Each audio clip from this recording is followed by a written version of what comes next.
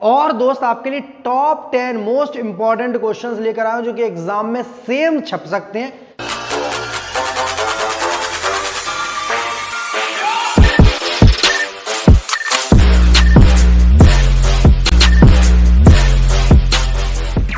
जय हिंद जय भारत दोस्तों, welcome to our channel Genius of Commerce. Guys, आज की इस वीडियो में बात करने वाले सर आपके प्रिंसिपल्स ऑफ मैनेजमेंट, जो कि BCom second year Agra university का सब्जेक्ट है, जिसका एग्जाम आपका 1 या 2 दिन में ही होने वाला है। और इस वीडियो में आपको क्वेश्चंस के साथ साथ ये भी बताऊंगा कि आपको इससे रिलेटेड एग्जाम में क्या क्या लिखना है, डायग्राम्स कैसे बनाने हैं, ताकि आपकी जो शीट है वो भर भी जाए और आपके मार्क्स जो है 70, 80, 90 प्लस किस तरह आ सकते हैं। ये सारी बातें करेंगे अब डिटेल में इस पर्टिकुलर वीडियो में। तो दोस्त, प्रिंसिपल्स ऑफ मैनेजमेंट, अगर आपका आगरा यूनिवर्सिटी के अलावा किसी और यूनिवर्सिटी में भी ये सब्जेक्ट है मैनेजमेंट को लेकर, तो भी आपके लिए इंपॉर्टेंट क्वेश्चन बहुत ज्यादा इंपॉर्टेंट होने वाले हैं और आपके एग्जाम में छपने वाले हैं। सबसे पहला क्वेश्चन है दोस्त यहाँ पर, what do you mean by planning, explain corporate planning. अगर प्लानिंग से रिलेटेड आपका कोई भी कैसा भी क्वेश्चन आता है, मतलब वो आपसे पूछे what do you mean by planning, वो आपसे पूछ ले what are the types of planning, वो आपसे पूछ ले एक्सप्लेन कॉर्पोरेट प्लानिंग, तो आप प्लानिंग के केस में क्या क्या लिख कर आएंगे, ये सारी बातें मैं डिटेल में बताऊंगा। कुछ बच्चों को ऐसा डाउट है कि सर ये वाले टॉपिक्स अगर हमारी क्लास 11th या 12th वाली बुक मैनेजमेंट में पहले से हमने पढ़ रखे हैं, क्या वो लैंग्वेज लिख सकते हैं, क्योंकि वो हमें इजी लगती है। तो बिल्कुल लिख सकते हो आप, कोई भी मना नहीं है। लैंग्वेज आप कोई भी लिख सकते हो, इजी से इजी जो आपको याद हो जाए और जो आप लिख पाए। साथ के साथ इन क्वेश्चंस को लिख लेना और साथ के साथ जिस वे में मैं आंसर लिखा रहा हूं उस वे में लिखोगे तो आपके 100% मार्क्स बहुत अच्छे आने वाले हैं दोस्त। तो फटाफट से स्टार्टिंग करते हैं। पहले क्वेश्चन की अगर मैं बात करूं आंसर लिखने की, तो पहले क्वेश्चन में दोस्त सबसे पहले आपको प्लानिंग की डेफिनेशन लिखनी है। अगर आपको एक से ज्यादा डेफिनेशन याद है, यहाँ पर ये जिस तरीके से डेफिनेशन है, planning is deciding in advance what to do, how to do, where to do and where we want to reach, bridges the gap between where we want to reach. तो आप एक से ज्यादा डेफिनेशन भी लिख सकते हो अपने कंटेंट को बढ़ाने के लिए। एक डेफिनेशन 2, 3, 4 और डिटेल में एक्सप्लेन कर सकते हो, कुछ भी मना नहीं है। इसके अलावा मैं बात करूं तो प्लानिंग जो है दोस्त आपकी शॉर्ट टर्म और long term range of planning में मानी जाती है। प्लानिंग जो है short term range of planning और लॉन्ग टर्म। एक प्लानिंग जो होती है जो अभी सुबह कुछ काम स्टार्ट करना है, शाम तक कंप्लीट करना है, डे टू डे प्लानिंग में आता है। और एक आपकी लॉन्ग टर्म प्लानिंग में आता है, तो साल में 1 लाख रुपए का प्रॉफिट हमारा होना ही होना चाहिए। ये आपकी लॉन्ग टर्म प्लानिंग है। आपकी सेल्स जो है इस साल 20% से बढ़नी चाहिए पिछले साल के मुकाबले, ये लॉन्ग टर्म प्लानिंग है। डे टू डे प्लानिंग को शॉर्ट टर्म और लॉन्ग टर्म, कई बार यहाँ मिडिल टर्म या मिड टर्म प्लानिंग भी आती है। अगर आपकी बुक में इससे रिलेटेड टॉपिक दिया है तो आप उसको भी लिख सकते हो।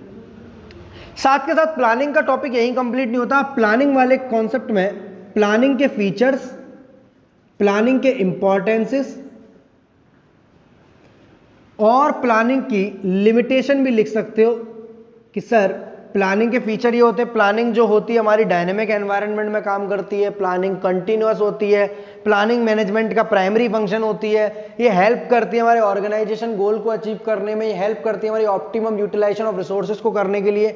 लिमिटेशन होती है सर, रिजिडिटी होती है प्लानिंग के अंदर, फ्लेक्सिबिलिटी कम होती है, स्टैटिक होती है, कुछ इस तरीके की लिमिटेशन में बात करूं तो मैं एक एक्सटर्नल लिमिटेशन होती है दोस्त और एक इंटरनल। मैं जो चीजें आपके साथ साथ लिख रहा हूं आपको भी साथ साथ लिखनी है और बुक से इन्हीं को पढ़कर जाना और इन्हीं को लिख दोगे तो 100% मैं आपको ये इस बात का दावा करता हूं। मैं पिछले 2 या 3 साल से 4 साल से इन चीज़ों को पढ़ा रहा हूं अपने ऑफलाइन सेंटर्स पर और स्टूडेंट के बहुत अच्छे मार्क्स आते हैं, चाहे एमसीक्यू एग्जाम होता है या डिस्क्रिप्टिव पेपर होता है। 2017-18 से लेकर जो भी चीज़ें मैं बताता हूँ एग्जैक्ट एग्जाम में छपती हैं, तो आप इसको बहुत अच्छे से करेंगे। प्लानिंग जो होती है आपकी इस टाइप की होती है, फीचर्स, इंपॉर्टेंसेस, लिमिटेशन, ये सारी बातें लिखेंगे। सर पूछा तो खाली प्लानिंग है, तो दोस्त बीकॉम के एग्जाम्स कुछ इसी तरीके की होते हैं कि पूछा आपसे सिर्फ ये है कि 2 और 2 4 होते हैं, पर आपको ये भी लिखना है कि 4 में से 0 माइनस होता है तो भी 4 बचता है, 5 में से 1 गया तो भी 4 बचता है। दैट मीन्स आपको प्लानिंग से रिलेटेड जो आता हो आप इसमें सब लिख सकते हो। जिन बच्चों को प्लानिंग की और भी चीजें आती हो, लाइक कॉर्पोरेट प्लानिंग क्या होता है, इसके अलावा स्ट्रेटेजिक प्लानिंग क्या होता है, क्योंकि ये सारी चीज़ें आपकी टाइप्स ऑफ प्लानिंग में दी होती हैं दोस्त। जो भी चीज़ें आपने 11th-12th में नहीं पढ़ी है, थोड़ा सा कॉन्सेप्ट आपको यहाँ से लेना पड़ेगा, अदरवाइज आपका 11th-12th वाला बहुत सारा बेस यहाँ पर आपके काम में आने वाला है। तो फटाफट से आंसर नंबर 1 को प्लानिंग से रिलेटेड जो भी आप जानते हो, कुछ बच्चों को ये पूछना होगा कि सर टाइप्स ऑफ प्लान्स लिख सकते हैं क्या हम? टाइप्स ऑफ प्लान्स क्या होते हैं दोस्त? एक आपके स्टैंडिंग प्लान्स होते हैं और एक आपके सिंगल यूज प्लान होते हैं। तो दोस्त टाइप्स ऑफ प्लान्स भी लिख सकते हो जहां objective, rule, policy, method, strategy, technique, budget, ये सारी चीजें आप प्लानिंग में लिख सकते हो, कोई भी मना नहीं है। तो आंसर नंबर 1 हमारा कंप्लीट हुआ। कमेंट में जरूर बताना आपको इससे रिलेटेड अगर कुछ डाउट्स हैं तो मैं अपना व्हाट्सअप नंबर यहाँ ड्रॉप करूंगा, आप मुझसे आज रात कल रात डाउट्स पूछ सकते हो आराम से, जब तक आपका एग्जाम नहीं हो सकता है। पॉइंट नंबर 2 की बात करते हैं सर, डिफाइन कम्युनिकेशन। ये एक ऐसा टॉपिक है दोस्त जो आपका प्रिंसिपल्स ऑफ मैनेजमेंट के लिए इंपॉर्टेंट है। अगर आपकी मैनेजमेंट है या सब्जेक्ट आपका बिजनेस एनवायरनमेंट है या फिर सब्जेक्ट आपका बिजनेस कम्युनिकेशन है या फिर सब्जेक्ट आपका एंटरप्रेन्योरशिप है, ये टॉपिक या ये पर्टिकुलर क्वेश्चन आपके हर जगह आना है। और ऑलमोस्ट कई सारे जो कॉमर्स 11 12 से गिरे हुए हैं उसको इनको ये वाला क्वेश्चन जरूर याद होगा कि सर कम्युनिकेशन क्या होती है। तो कम्युनिकेशन में सर एक सेंडर होता है, एक रिसीवर होता है, मैं आपको अपनी बात यहां तक पहुंचा रहा हूं तो ये भी हमारे बीच में कम्युनिकेशन हो रही है, ठीक है। मैं बोल रहा हूं, आप सुन रहे हो, मतलब ये कम्युनिकेशन है। मैं लिख रहा हूं, आप पढ़ रहे हो, ये भी कम्युनिकेशन है। तो कम्युनिकेशन ओरल होती है, रिटन होती है और विजुअल होती है, ठीक है। जो हम मूवी में देखने जाते हैं वो विजुअल कम्युनिकेशन होती है। जैसा कंटेंट तैयार करके रख दिया उन्होंने वैसा हम देख लेते हैं, उसको विजुअल कम्युनिकेशन है, ठीक है। तो दोस्त यहां पर define communication and types of communication, explain barriers and their principles of effective communication, मतलब कम्युनिकेशन से रिलेटेड हमें जो भी आता है वो सारी बातें हम यहाँ लिखने। सर अगर हम बुक में देखते हैं या अपनी कुमार या संजय जो भी हमारे पास नोट्स टाइप की चीजें दी हुई हैं उसमें ये कम से कम 5-5 6-6 क्वेश्चन हैं लॉन्ग वाले, तो क्या हम सबको मिलाकर लिख सकते हैं? तो बिल्कुल आप सबको मिलाकर लिख सकते हो, टॉपिक से भटकना नहीं है। बस आपको कम्युनिकेशन में सेंट्रलाइजेशन नहीं घुसेड़ना है, बस इतनी बातें याद रखनी है। कम्युनिकेशन में आपको लीडरशिप नहीं घुसेड़ना है, बस इतनी बातें याद रखनी है। मतलब कम्युनिकेशन से रिलेटेड जो आपको आता है। तो सर सबसे पहले कम्युनिकेशन की डिफाइन सारे बच्चे लिखेंगे, साथ के साथ प्रोसेस ऑफ कम्युनिकेशन सबको पता होगा, उसका डायग्राम भी। प्रोसेस ऑफ कम्युनिकेशन लिखना है दोस्त आपको, साथ में प्रोसेस का डायग्राम बनाना है। डायग्राम कौन सा वाला? सर डायग्राम वाला जहां सेंडर जो होता है एक मैसेज भेजता है, रिसीवर को इनकोडिंग होती है, डिकोडिंग होती है, नॉइज आता है, मीडिया होती है, वो वाला आपको डायग्राम बनाना है जरूर एक पेज पर आराम से, क्योंकि हमें पेजेस भी बढ़ने हैं, हमें कंटेंट भी लिखना है और हमें साथ के साथ मार्क्स भी अच्छे लाने, तीनों की बातों का ध्यान रखना है। कम्युनिकेशन, प्रोसेस ऑफ कम्युनिकेशन का diagram, as well as 2 type की कम्युनिकेशन होती है आपकी नॉर्मली, इनफॉर्मल और फॉर्मल, ठीक है। फॉर्मल वाली वो जो आपके ऑफिस में होती है, ऑफिशियल कम्युनिकेशन होती है, स्कूल्स में होती है, वो फॉर्मल है। आप दोस्तों के बीच में जो गॉसिप्स करते हो वो इनफॉर्मल है। यहां पर आप नेटवर्क ऑफ कम्युनिकेशन भी लिखेंगे दोस्त। नेटवर्क में आपका आएगा हॉरिजॉन्टल कम्युनिकेशन, डायगोनल कम्युनिकेशन, ये सारी बातें आएंगी आपकी नेटवर्क में। क्लियर है दोस्त? इसके अलावा आप यहां लिख सकते हो कि कम्युनिकेशन में बैरियर्स कौन कौन सी चीज बनती हैं, अगर आप ऐसे वर्ड्स यूज कर रहे हो जो सामने वाले को समझ में ही नहीं आ रहे, ठीक है। जैसे मैं अरबी बोलने लगूं अगर अभी और आपको नहीं समझ में आएगी अरबी, दैट मीन्स ये कम्युनिकेशन को बेकार कर देगी हमारे, ठीक है। या फिर मैं कोई और मराठी भाषा बोलने लगूं और आपको वो समझ में नहीं आती तो हमारे कम्युनिकेशन को बेकार कर देगी। मतलब ऐसी लैंग्वेज चुनो जो रिसीवर के हिसाब से चले, focus on the need of receiver, ऐसे वर्ड्स यूज करो जो रिसीवर समझ पाए। तो ये सारी चीजें कम्युनिकेशन में जो होती है बैरियर्स करती हैं अगर आप ऐसी चीजों को यूज करते हो तो, ठीक है। और इन्हीं चीजों को अगर मैं हटा दूंगा तो ये हमारी कम्युनिकेशन को इफेक्टिव बना देगी। तो यहां पर आपको बैरियर्स तो लिख कर ही आने, कम्युनिकेशन किन किन वजहों से कम्युनिकेशन में रुकावट आती है और साथ के साथ जिन चीजों से ये बैरियर्स रिमूव हो सकते हैं, how to remove barriers, how to remove barriers, effective communication किस तरह हो सकती है वो भी आपको लिखना है। ये सारी बातें दोस्त कम्युनिकेशन से रिलेटेड आप लिख कर आ सकते हो। आपके एग्जाम में 20-25 मार्क्स का क्वेश्चन इस टाइप से बनेगा। जो आगरा यूनिवर्सिटी का फॉर्मेट है वो बहुत सिंपल है, 10 में से 4 क्वेश्चन आपको करने होंगे। अगर आपको 5 या 6 भी आते हैं उनमें से तो आप 5 या 6 कर आना, कोई मना नहीं है, क्योंकि कहीं ना कहीं कंटेंट वर्क करता है, ठीक है। वह चेक करने वाला कभी ये याद नहीं रखता कि आपने सेकंड क्वेश्चन के बाद फोर्थ भी कर दिया, फोर्थ के बाद फिर फर्स्ट कर दिया, तो कोई प्रॉब्लम नहीं है। आप 5 या 6 क्वेश्चन भी कर आना, बस अच्छे से 2 घंटे में ढंग से पढ़कर ढंग से लिख कर आना और पहले से चीजें याद होंगी दिमाग में तो आप ज्यादा लिख पाएंगे वहां पर। पॉइंट नंबर 3 की बात करते हैं। यहां पूछा गया दोस्त आपसे सेंट्रलाइजेशन डिसेंट्रलाइजेशन क्या होता है, डिफरेंस कैसे होता है डेलीगेशन से। तो आपको पता है 11th-12th क्लास का कॉन्सेप्ट है मैनेजमेंट का, ऑर्गेनाइजिंग चैप्टर का। सेंट्रलाइजेशन वो होती है जहां पावर एक ही हाथ में होती है, और डिसेंट्रलाइजेशन वो होती है जहां पावर कई सारे हाथों में होती है। मतलब सेंट्रलाइजेशन में डिसीजन थोड़े स्लो होते हैं और डिसेंट्रलाइजेशन में डिसीजन थोड़े फास्ट होते हैं। सेंट्रलाइजेशन यूजुअली टॉप लेवल पर होती है, डिसेंट्रलाइजेशन टॉप, मिडिल लेवल तीनों के पास होती है। डिफरेंस कैसे होता है डेलीगेशन से, ये भी आपको लिख कर आना है।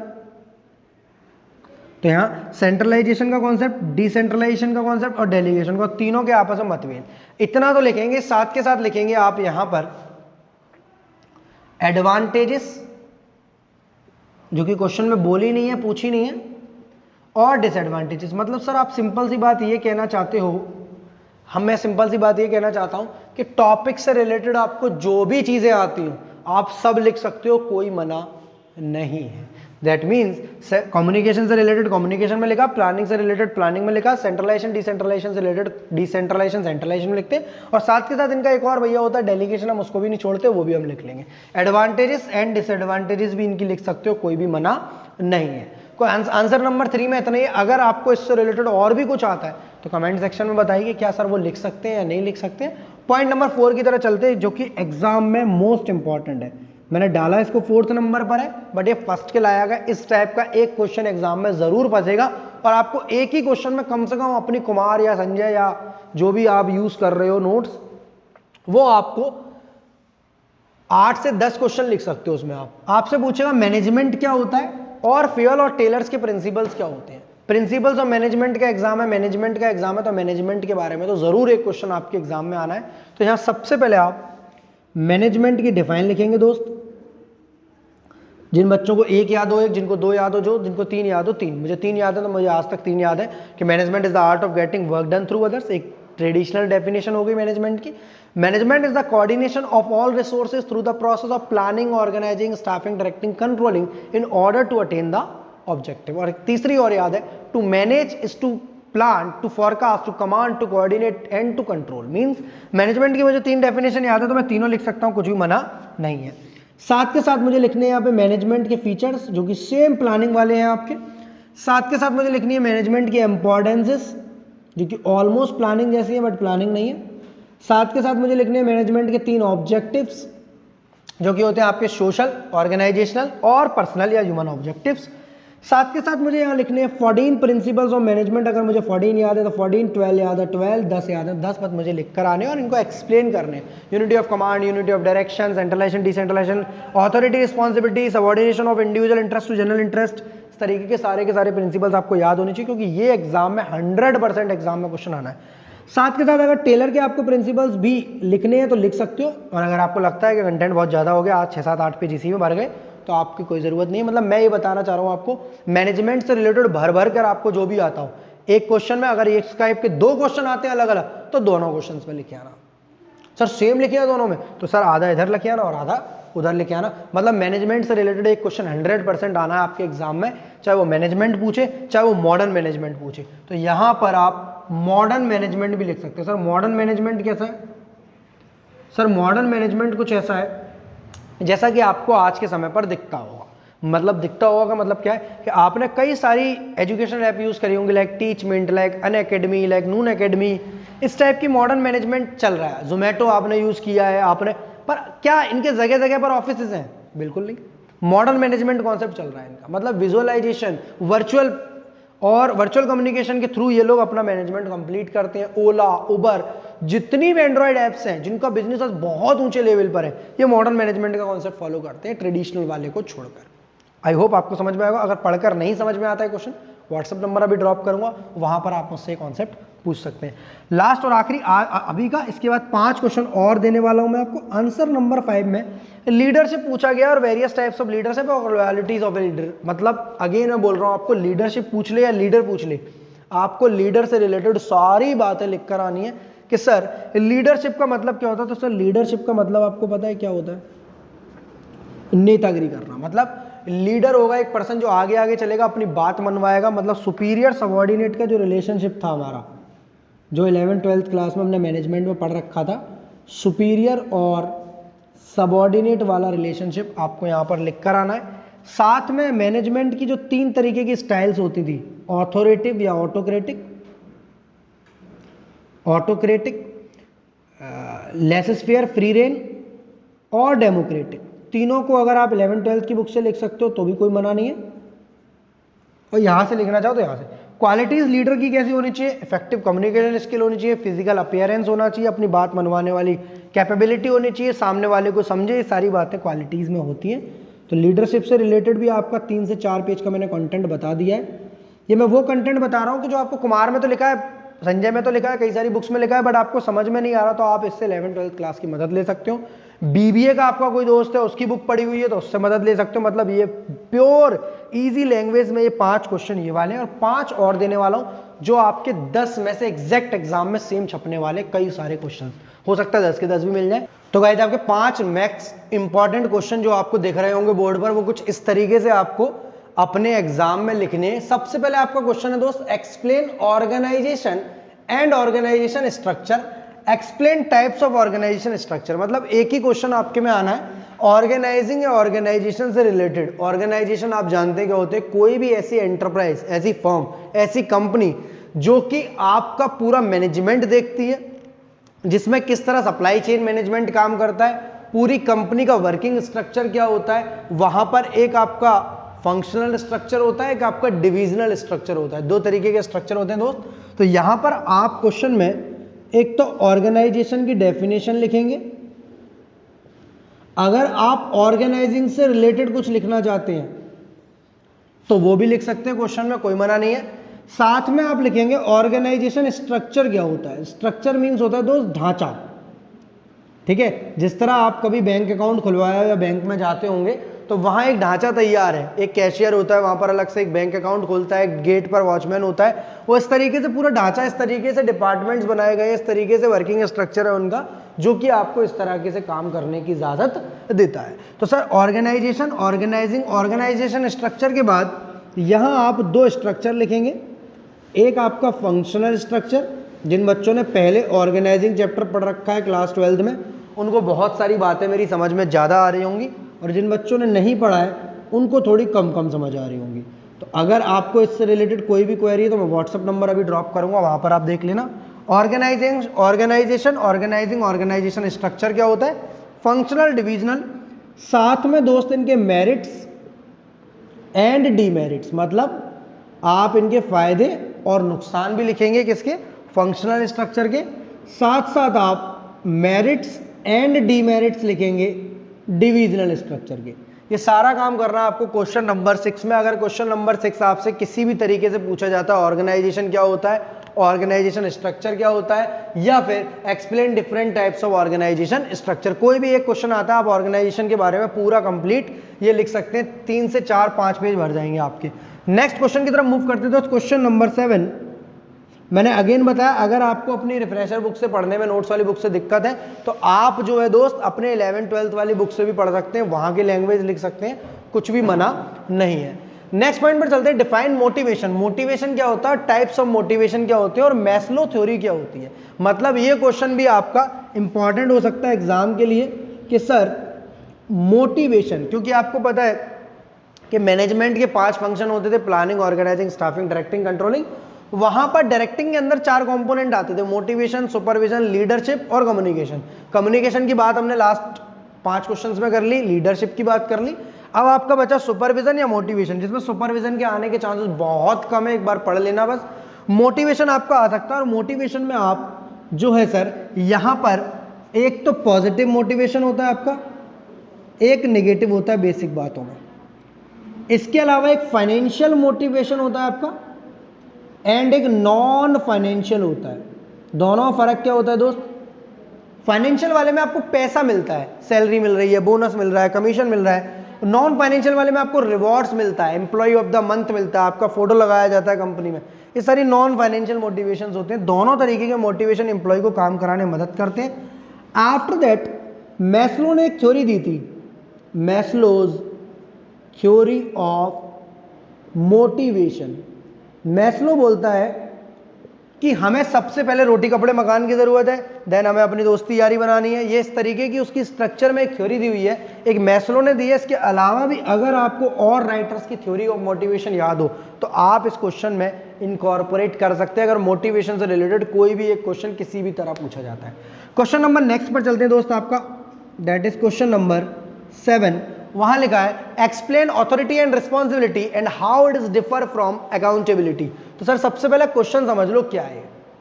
क्वेश्चन ये है कि जब आप 14 प्रिंसिपल्स ऑफ मैनेजमेंट पढ़ रहे होते हैं, मैनेजमेंट के 14 प्रिंसिपल्स हैं, उनमें से एक प्रिंसिपल ऐसा है जो ये बताता है कि ऑथोरिटी और रिस्पॉन्सिबिलिटी का क्या रोल होता है और अथॉरिटी और रिस्पॉन्सिबिलिटी कितनी जरूरी होती है एक मैनेजमेंट के टास्क को कंप्लीट कराने के लिए। तो यहां पर आपको बेसिक डिफाइन लिखनी है, सबसे पहले ऑथोरिटी की, देन रिस्पॉन्सिबिलिटी की, देन अकाउंटेबिलिटी की। ये तो आपको बेसिक लिखना ही लिखना है। साथ में अगर आपके पास मटेरियल हो तो आप इन दोनों तीनों का आपस में डिफरेंस बिटवीन लिख सकते हैं। इसके अलावा आप इसी क्वेश्चन में डेलीगेशन ऑफ अथॉरिटी भी लिखेंगे, जो आपने सेंट्रलाइजेशन और डिसेंट्रलाइजेशन में लिखा था, वो आप डेलीगेशन ऑफ अथॉरिटी भी यहां पर लिख सकते हैं दोस्त। कहां पर? अथॉरिटी वाले क्वेश्चन में। आई होप आपको मेरी ये बातें समझ आ रही होंगी और आप इसको आसानी से कर लेंगे। तो अथॉरिटी रिस्पॉन्सिबिलिटी से रिलेटेड अगर कोई भी क्वेश्चन आता है तो आप इसको इस तरीके से कंप्लीट करेंगे। और यहां पर अगर कंटेंट की जरूरत पड़ती है तो आप मुझसे फिर पूछ लेना। यहां आप सेंट्रलाइजेशन डिसेंट्रलाइजेशन बढ़ा सकते हैं का मतलब क्या है कि वो भी एक type of authority and responsibility की तरह ट्रीट की जाती है, तो आप उसको भी यहां लिख सकते हो। यहां पर आप प्रिंसिपल लिख सकते हो जो मैनेजमेंट ने बोली थी बात, जो मैनेजमेंट ने बोली थी अपने प्रिंसिपल में कि ऑथोरिटी और रिस्पॉन्सिबिलिटी का क्या अहम रोल होता है। पॉइंट नंबर नेक्स्ट पर चलते हैं, जहां आपका क्वेश्चन है what do you mean by controlling. ये क्वेश्चन आपका कंट्रोलिंग की तरह भी आ सकता है, या फिर कंट्रोल भी पूछ सकता है, या फिर कंट्रोल के प्रिंसिपल्स पूछ सकता है, कंट्रोल का प्रोसेस पूछ सकता है, या इफेक्टिव सिस्टम ऑफ कंट्रोल कैसे बनाया जाता है। आपसे रिलेटेड, आप क्वेश्चन से रिलेटेड कंट्रोल वर्ड या कंट्रोलिंग वर्ड देख लेंगे और आप इस पूरे को किस तरह छापेंगे। सबसे पहले आप कंट्रोल या फिर कंट्रोलिंग की डेफिनेशन लिखेंगे। कंट्रोलिंग एक फंक्शन होता है मैनेजमेंट का, आखिरी फंक्शन होता है, इसके बाद मैनेजमेंट कंप्लीट हो चुका होता है। जैसे प्लानिंग से शुरुआत होती है और कंट्रोलिंग पर खत्म होता है। कंट्रोलिंग के प्रोसेस लिखेंगे और कंट्रोलिंग के प्रोसेस का डायग्राम भी बनाएंगे दोस्त आप। डायग्राम किस तरीके से? सबसे पहले हम देखते हैं कि हमें क्या कंट्रोल करना है, हम लोग कितने पीछे चल रहे हैं, डेविएशंस क्या क्या है, डिफरेंसेस कितना आ रहा है, ये सारी चीजें कंट्रोलिंग के प्रोसेस में आती हैं। आफ्टर दैट कुछ प्रिंसिपल्स दिए हुए हैं जो कि उन्हीं 14 प्रिंसिपल्स को घुमाव फिराव बनाकर टेढ़े मेढ़े कर थोड़ा मसाला डालकर कंट्रोल के प्रोसेस प्रिंसिपल्स बना दिए गए, वो आपको यहां पर शो करने। साथ के साथ एक इफेक्टिव कंट्रोल सिस्टम कैसे बनेगा। इफेक्टिव कंट्रोल सिस्टम ऐसे बनेगा दोस्त कि अगर आप अपनी प्लानिंग को बहुत बेहतरीन करेंगे तो साथ में आपकी कंट्रोलिंग भी बहुत अच्छी हो जाएगी। मेरी प्लानिंग जितनी बेटर होगी मेरा कंट्रोलिंग उतना अच्छा होगा। दैट मीन्स मुझे कंट्रोल करते समय बहुत सारी चीजें पहले से पता होंगी। That is effective control system. इसमें आप साथ के साथ रिलेशनशिप लिख सकते हैं कंट्रोलिंग और प्लानिंग का, मतलब प्लानिंग और कंट्रोलिंग में क्या रिलेशनशिप है, ये आप इस चैप्टर में या इस क्वेश्चन में मर्ज कर सकते हैं। जब आपसे कंट्रोलिंग के बारे में कुछ भी पूछता है तो आप इतना सारा कंटेंट लिख सकते हैं, आपका 100% एग्जाम में क्वेश्चन ज्यादा मार्क्स दिलाएगा। और आखिरी क्वेश्चन जो है आपका, दैट इज बिजनेस एनवायरनमेंट और एक्सटर्नल एनवायरनमेंट इंटरनल एनवायरनमेंट में क्या फर्क होता है।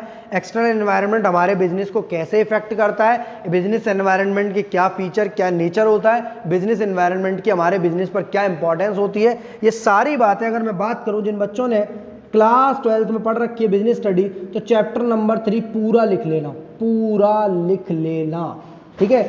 ये क्वेश्चन आपका यहां के लिए भी इंपॉर्टेंट है, एंटरप्रेन्योरशिप के लिए भी इंपॉर्टेंट है, साथ के साथ ये क्वेश्चन आपका बिजनेस एनवायरनमेंट के लिए भी इंपॉर्टेंट है। ये क्वेश्चन आपका 3 जगह आ सकता है सेम एस्पेक्ट पर, कि business environment, internal environment, external environment से रिलेटेड कुछ भी पूछता है, आप पूरा चैप्टर लिख सकते हो, चैप्टर नंबर 3 जो बिजनेस स्टडी में था मैनेजमेंट वाली बुक में। तो ये 10 क्वेश्चंस मैंने आपको दे दिए हैं। वीडियो अगर अच्छी लगी तो लाइक जरूर कर देना, दोस्तों के संग शेयर तो करेंगे ही करेंगे, चैनल को सब्सक्राइब करेंगे। सारे मोस्ट इंपॉर्टेंट क्वेश्चन जितने भी सब्जेक्ट हैं आपके, cost accounting, income tax, corporate accounting, management accounting, सभी के इंपॉर्टेंट क्वेश्चन आज से लेकर स्टार्ट करेंगे। डेली बेसिस पर आपको वीडियोस मिलेंगी।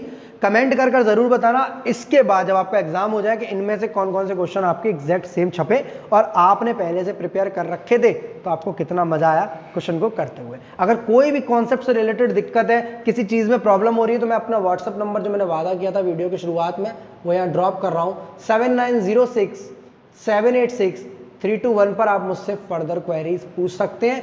जब तक बीकॉम के एग्जाम कंप्लीट नहीं हो सकते, मैं आपकी क्वेरी बताता रहूंगा। Thank you to all of you, be happy always.